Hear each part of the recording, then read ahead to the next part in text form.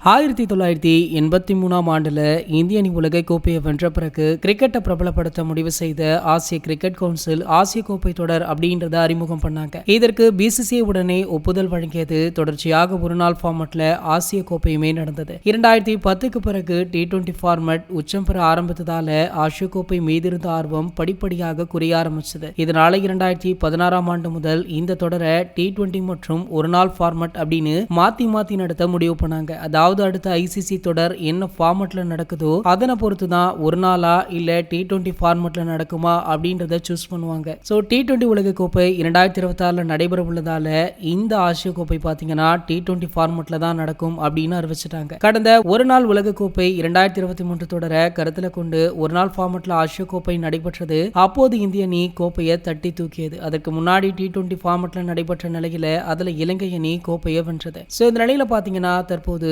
2025 ஆசிய கோப்பை நடைபெற உள்ளது. இது T20 ஃபார்மட்ல தான் நடைபெற இருக்கு. இந்த நிலையில பாத்தீங்கன்னா இந்த ஆசிய கோப்பைக்கான அட்டவணை எந்த டைமிங்ல மேட்ச் எல்லாம் நடக்குது அப்படின்ற தகவல் வெளியாகி இருக்கு. இந்திய நேரப்படி பாத்தீங்கன்னா இரவு 7:30 மணிக்கு அனைத்து மேட்ச்களுமே ஸ்டார்ட் ஆகுதா. இந்த அட்டவணையை பார்த்த ரசிகர்கள் தற்போது உற்சாகத்திலுமே இருக்காங்க. செப்டம்பர் 9ஆம் தேதி முதல் மேட்ச் ஸ்டார்ட் ஆகுது. இந்த நிலையில பாத்தீங்கன்னா இந்தியாவுடைய ஆசிய கோப்பை அணியை இன்னும் ஒரு வாரத்திற்குள்ள ரிலீஸ் பண்ண இருக்காங்க.